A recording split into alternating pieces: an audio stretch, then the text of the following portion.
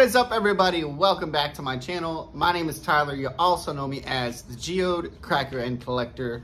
And as you read the video title for today's video, we're talking about rockhounding with ADHD. Now, ADHD, if you're not aware what that is attention deficit hyperactivity disorder or hyperactive disorder. It's something that I personally struggle with. It's very difficult to explain, but your brain just kind of works in a different way. It's very easy for me to forget something or overlook something. Very, very easy for me to go off on tangents. If you've been around my channel before, if you've been around my live streams and stuff like that, you'll know a lot of times I'll have an idea of how long I want to live stream, and then it normally ends up going much longer because I start talking about other stuff and showing other stuff and things like that. So sometimes it is a pain in the butt. My wife will tell you that. And sometimes it's beneficial. Along with ADHD, something that comes with it is hyperfocus. So hyperfocus or hyperfixation is something that's helped me a lot in my obsession with rocks and things like that. And I've been obsessed with rocks for quite some time. And we were recently doing some cleaning in our house, and my wife came across a bin of stuff that is mine that was underneath our stairs in our basement. So normally that's just like holiday decorations and stuff like that. So this bin I haven't seen in years, and looking into it, it's some stuff that's from almost 3 years ago. My wife and I, we got married July 27th of 2019. And we are coming up on our anniversary here very soon. And while we were on our honeymoon is when my wife learned of my rock obsession. She says I did that on purpose, but we were honeymooning in Tennessee and driving through Kentucky, and there's just a lot of magical things out there to collect. So yeah, we bought some stuff while we were down there. And then afterwards, I had gotten some stuff from my mom's house. That was my old collection and things like that. And I packed it up in a bin and forgot about it for almost 3 years. So today I'm bringing you guys Rockhounding with ADHD Basement Finds Edition. So we're gonna go ahead and we're gonna check out this bin. I'm gonna show you guys what's been sitting in this bin for years. And we're gonna look at it. So bear with me, here we go. All right, here we go. This is the bin that I'm telling you guys about that has been downstairs underneath our steps in the basement for almost 3 years now. And my wife actually was joking with me, and she said this would be a good video idea for you. You know, show everybody your rocks and show everybody your ADHD. I forget exactly what she said. I'll have to double check with her. But yeah, I thought it would be a fun idea. I'm sure there are other rock lovers out there that deal with and handle or struggle with ADHD. So giving you guys a peek into my brain, and let's see what's been in here for 3 years. All right, so first up, we've got this, a big Orthoceras fossil that yeah, I bought that in North Carolina when we were doing some exploring and things like that while we were on our honeymoon. So that's never even been displayed properly. Some of these things are from my very, very, very first trips to southern Indiana for geode hunting, before I knew where the geodes were. So I collected this one because I thought it was pretty interesting that that spot there looked like it had been worked. Most likely some differential weathering, but in my mind at the time, I thought it was some sort of Native American artifact. What else have we got? Another random. I think this may have been the very first geode that I found that wasn't quite a geode, but it was on its way to being a geode.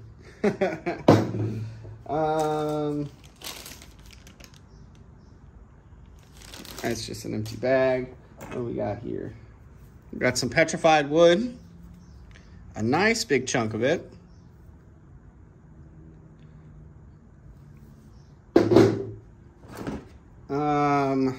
some mystery material. Don't know what that is. All right, we got another piece of this petrified wood. This probably broke off of here somehow. Would be my guess. I'm not going to try and puzzle piece it right now. All right, and then we've got a few of these mineral collection boxes. So we're just going to get these out, and then we're going to take a peek inside and see what we've got. Another mystery material. Oh boy. A nice assortment here. That's really pretty. Right there. That's really pretty. Wow. All right, we've got a little agate on a pendant.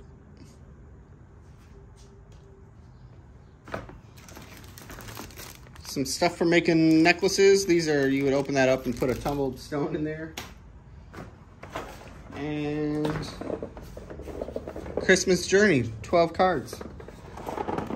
This thing is from whatever year. All right.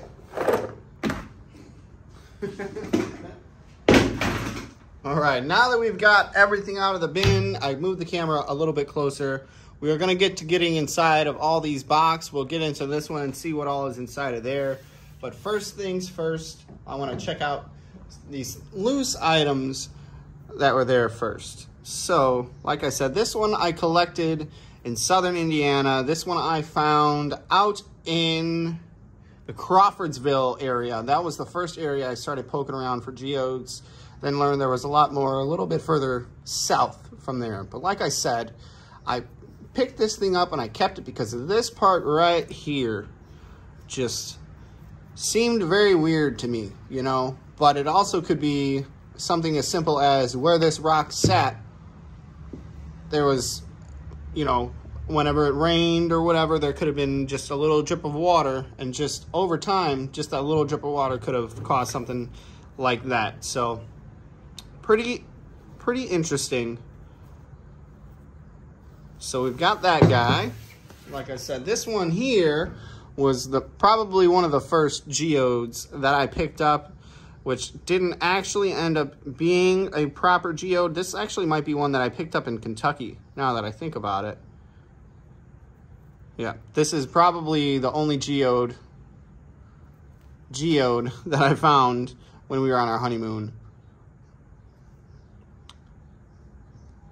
But even then, at that point, I wasn't aware of the amount of geodes that was there. I just knew there was agates there, and that's what I was trying to find. All right, moving on. We've got this funky guy right here. We're going to zoom in a bit. There we go. Very interesting.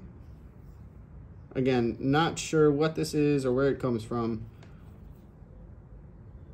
Could be something that was in my collection for a long time. Could be something I picked up in Kentucky when we were there on our honeymoon.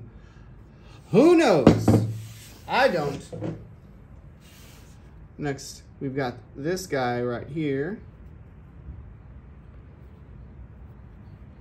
Kind of similar, but I know I can tell it's a different material.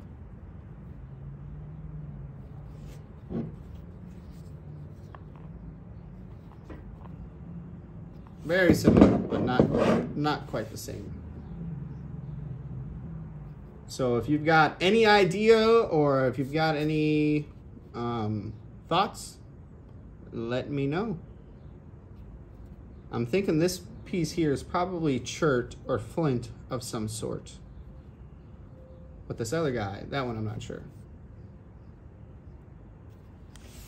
And moving on, we've got these two pieces of petrified wood. I want to say it looks a bit like rainbow petrified wood, but doesn't quite have all of the colors that I would expect to see. But I'm not really sure. I'm not too well versed on petrified wood. So if anybody's got an idea of where this may come from, I'm thinking maybe Arizona.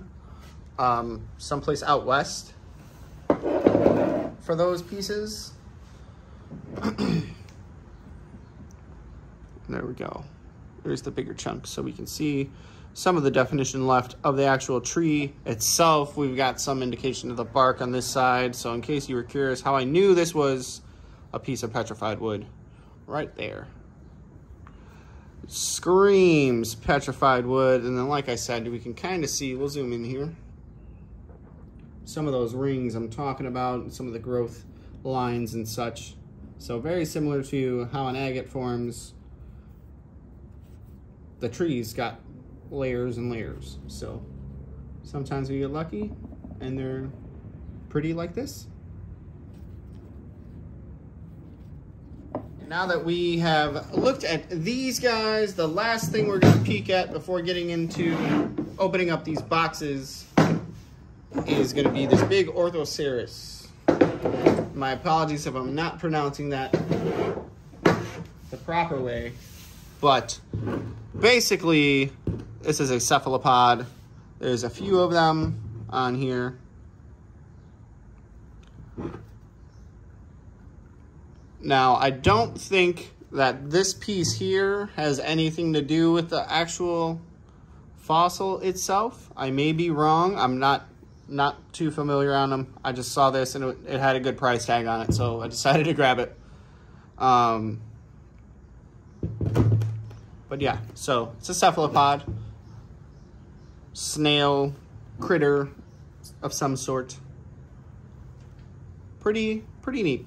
That'll look good up on the shelf. And especially since it was something that I got when we were on our honeymoon. This is something that I've looked for and I knew I had, and I thought somebody stole it, which didn't make sense out of all the things in my garage. Why would you just steal this? But I'm glad to have it and definitely excited to get it put out somewhere. Now, what I am most excited for, getting into these little boxes here. So we've got this. I know there's the big open one already, but I'm dying to see what's in this little one because I have kind of an idea of what's in some of these, but at the same time, I don't. They're all similar in the sense that they're going to be display pieces and they should all be labeled, but I don't know what's where. So let's see. Oh, all right. Okay. So this is some stuff we are not going to touch or lick or anything. All right, we've got some sulfur, we've got some rose quartz, we've got some uranium ore, which that's pretty cool, but makes me a little nervous. We've got yellow lepidolite, we've got some gneiss, we've got purple lepidolite, we've got some really pretty, that looks like mahogany obsidian with a little bit of red in there. We've got some feldspar, fool's gold, we've got some marble, some chrysocolla, and some satin spar. So what's really cool about this, I'm noticing, is these are all from here in the United States. You know, we've got Texas, South Dakota. South Dakota going strong. Look, we got 1, 2, 3, 4, 5, 6 of the specimens in here are from South Dakota. That is pretty awesome. Pretty cool. All right, moving on. We're gonna get to the next box. I think we're gonna do the matching one. Let's see what we got inside of here. Oh, all right, we got some fossils now. Assuming these are probably gonna be sourced in the States as well. Awesome. All right, so we've got a horn coral up here from Iowa. Fucoid or Ordovician period. All right, not sure what that is. I'm gonna have some info up on the screen for you guys. Hey, it's me. So a fucoid fossil, to my understanding, is highly debated. Okay, I don't know if there's newer information out there that's made distinguishing what it actually is more definitive, but initially the fucoid was thought to be like a casting, like a worm burrow or something like that, but later studies led researchers and geologists to believe that they could actually be a lower life plant form. So they are thought to be some variation of seaweed. So I'm going to take a picture of the one that's sitting right over here. I'm going to include that right after my little spiel right now. Let me know what you guys think. Do you guys think this is the burrow from an organism that was left behind in sediment and then solidified and turned to a fossil? Or do you think this was some sort of organic matter? This was some sort of seaweed? Let me know.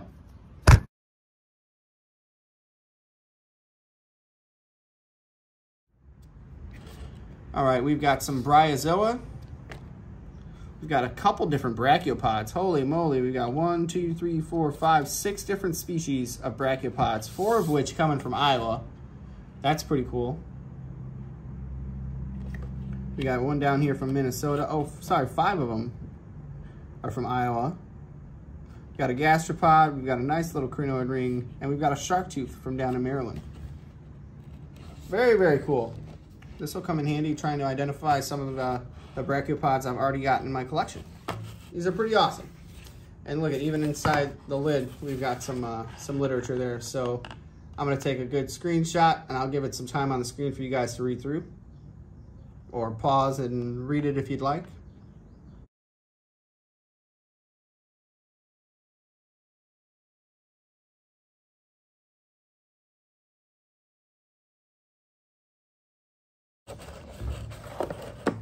All right. Moving on. I want to save that Christmas card one to do last, or second to last. We're going to get into this guy next. Alrighty then.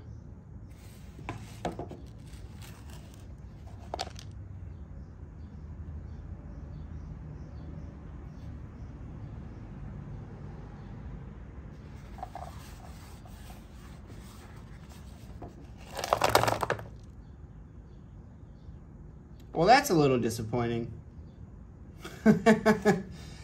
Oh my, this is gonna be a fun time. We're not gonna deal with all this now. As we can see, we've got some different specimens here. We've got a nice list of what they are, what they're composed of, and what their uses are. Pretty interesting.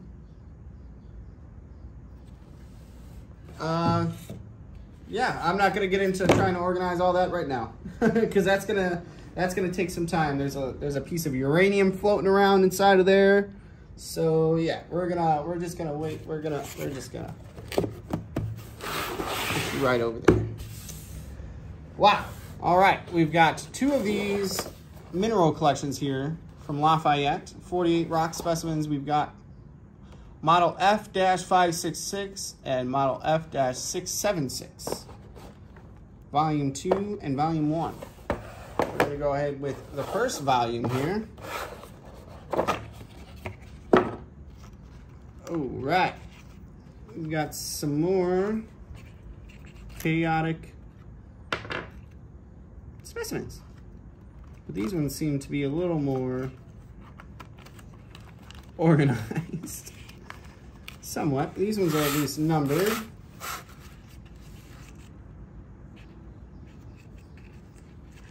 All right. Give me a second here. We're just gonna get this organized. So, what number are you? Yeah. All right. Give me a moment. I have an idea for this.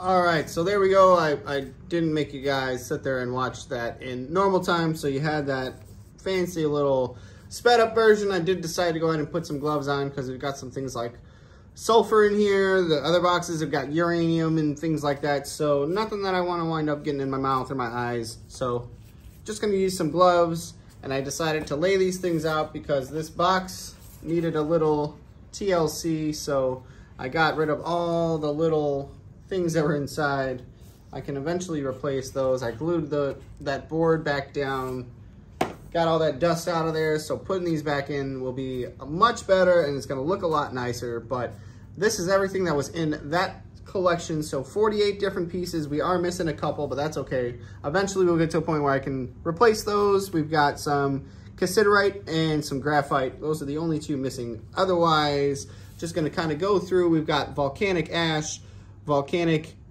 lapilli, we got some pumice, basalt, proxene, we've got some trachytes, some granites, some quartz diorite, quartz porphyry, serpentine, chlorite schist, marble, hornfels, sandstone, conglomerate, clag slate, and the list goes on and on. They are there for you guys to see. Some of these things I don't even know what they are, so this is really exciting for me, especially with ADHD, and then like I mentioned earlier, hyperfocus. These things I know I've probably spent at least 10 hours looking up all these things already in the past, so I just need to refresh my brain on what some of these things are. And for me, having a physical piece to learn from and learn about and reference when looking up something definitely helps me. So this thing is totally awesome, but we're gonna get it packed up. We're gonna move on to the next box, so just give me a sec. All right, and here we are, all put back together. Looks a lot nicer than it did the first time. In case you forgot, here's a quick screenshot. Yeah, this thing was looked a lot worse. Much rougher around the edges, but that is all for this first 48 rock specimen kit. We've got volume 2 right here, and I'm expecting it to look just as bad as volume 1 did. So let's see what's going on. Oh, this one does not look nearly as bad. We are missing quite a few of these.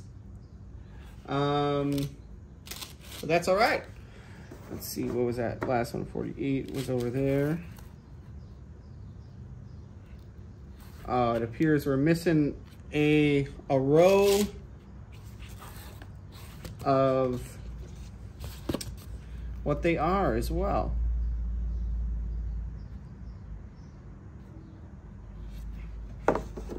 All right, well, this one will be a little bit easier to go through. We're not gonna go as extensive. We're not gonna take everything out. Let's see, we've got number 50, and if I'm finding it on the list, number 50 right here. This is diorite proper. Which belongs right there. Moving on, we've got a number 55, which, if I reference the chart, is volcanic rock. Pretty cool.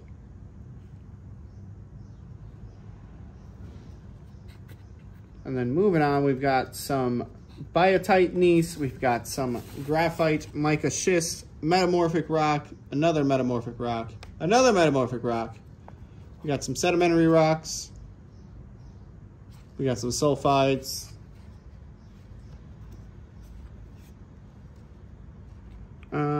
Oxides, we got some tourmaline. Ooh, this is pretty interesting. We've got some nickel ore, which that's pretty fancy. All right, silicide. We've got a lot of silicates in here. Rhodonite, hornblende, I'm sorry, almandite, piedmonite. Whoa, guano phosphorate? So is this fossilized bat poop?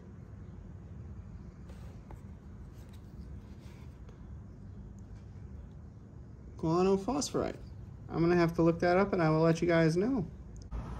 What up, guys? I am back with another strange definition for you guys. I just showed you that guano phosphorite. Now, guano, like I mentioned, is bat poop, bat dung, however you want to say it. It's bat crap, okay? So a phosphorite is a rock that is high in concentrations of phosphates. And now phosphate is a form of phosphoric acid, and I don't want to get into all that. So basically, this specimen that I have in this collection is a phosphorite that has a high concentration of phosphates derived from guano. So I basically have a piece of bat poop.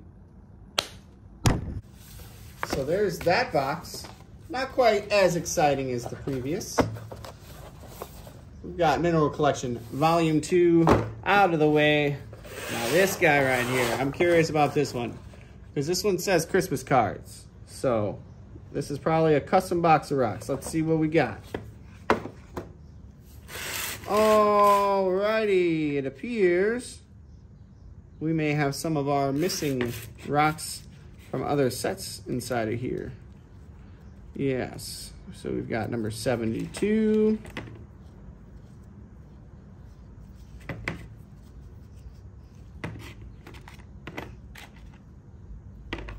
Little random pieces. Got a little plume agate, cabochon in there.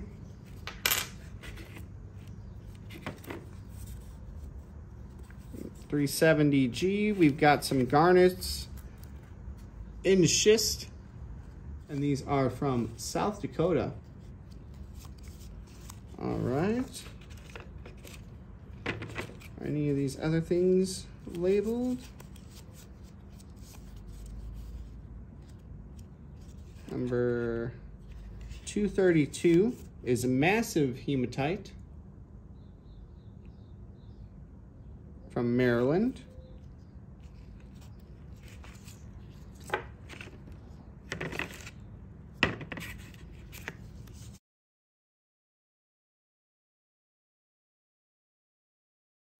All right, and last, but certainly not least, everybody, we've got this box of goodies right here. First and foremost, check that sucker out. That is a very, very nice dogtooth calcite point. Very, very pretty. We're going to take these out one at a time. We got some pumice there, pumice, whatever you want to call it.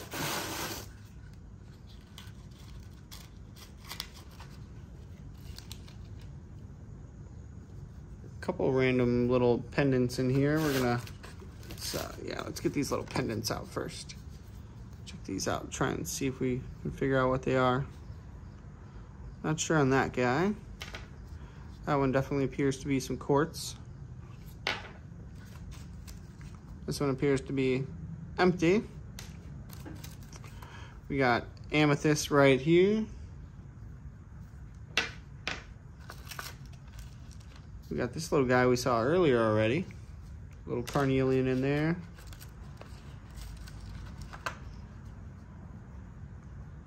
Not sure what that stuff is. Looks like a jelly bean. This big guy right here.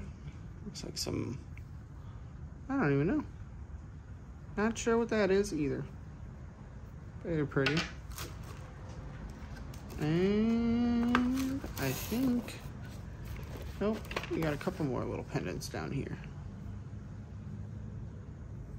This one has got some transparency, so that one appears to be some smoky quartz.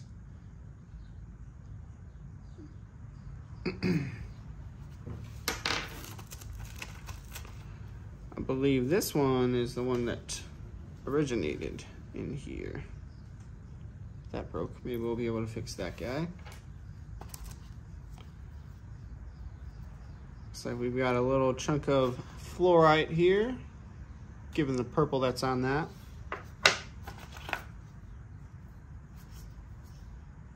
Number 58. This may go to, no, that other set had circles there. Got a little agate here. We've got tiger's eye cabochon.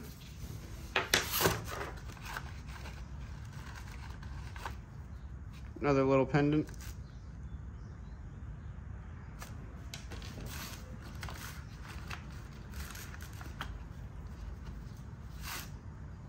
Got a little heart pendant.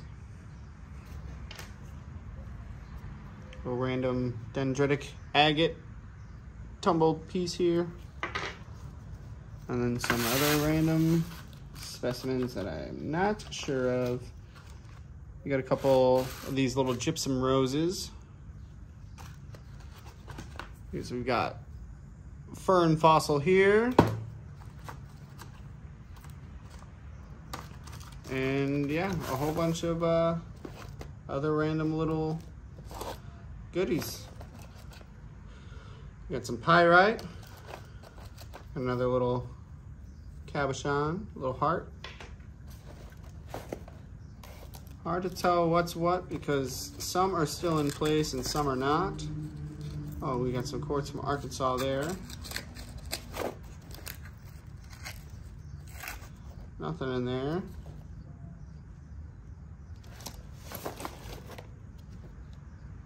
Oh, here's this calcite is from Ohio. That's pretty awesome. Didn't know y'all had calcite like that. Oh. Got some things hiding underneath. Random little splinter there that was tumbled for some odd reason. Looks like a little chunk of maybe some malachite. Another little carnelian pendant there. You got some shark teeth. Not sure if these are fossil or not. I don't know. Actually, these might be stingray jaws or something, or fish jaws. I don't know what those are. You any idea? Let me know. But just as I suspected, it is full of a bunch of random stuff. But some really, really cool collections in here as well. Definitely got my work cut out for me trying to re-identify some of these things that have come loose because I'm good at identifying geodes and a handful of other things, but I am in no way, shape, or form prepared to take on the likes of this box right here without any extra help. So it's gonna be a fun one, that's for sure. We'll go through, we'll try and see if we have everything. We'll probably make a video trying to get this thing reassembled. We'll find what we can. If we can't find anything, maybe we'll try and get a small specimen to replace it. So that'll be another fun video to come. I really hope you guys enjoyed this video. Thank you guys for hanging out and getting a closer look at what it's like to be inside of my brain and what it's like to be forgotten by my brain, like all these rocks for 3 years. But I hope you guys enjoyed this video. Just a little twist on rockhounding, doing a little rockhounding down in the basement. I would categorize this as rockhounding because I didn't know it was there. I didn't remember what was inside of any of these, so I was surprised all over again. So I'm kind of torn. I want to get things organized, but I kind of want to close the box up and toss it under the steps again for another 3 years. Maybe toss a couple extra things in the bin so we'd be surprised all over again in a few years. No, we'll get things organized, get things cleaned up. We got to find a nice spot on the shelf for this guy right here because every time I look at it, I remember the beautiful wedding that my wife and I had, as well as the beautiful honeymoon we got to take. And a fun fact for you guys, if you didn't know, we found out just 2 days before the end of our honeymoon, we found out we were expecting our son Dallin, who is now 2 going on however old he thinks he is in his head.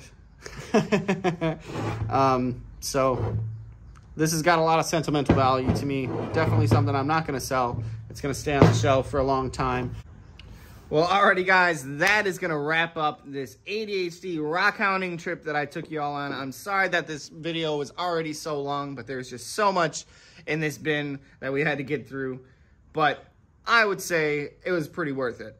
A lot of cool stuff in there we got to see. I hope you guys enjoyed it. If this is the first video of mine that you are watching and you are new to the channel, I hope that you consider clicking that subscribe button and hitting that bell notification, setting it to all. I've got videos coming out 4 times a week, Mondays, Thursdays, Saturdays, and Sundays. Sometimes it doesn't happen exactly the same way it should, but there's always content coming out. At least 2 videos a week. If not, there's going to be 4 coming at you guys. So be sure to set those notifications. You don't want to miss anything, especially with the video that is going to be coming on Thursday because, woo! Let me tell you guys, I caught my new favorite geode, and you guys are just going to have to wait and see. Have a good day.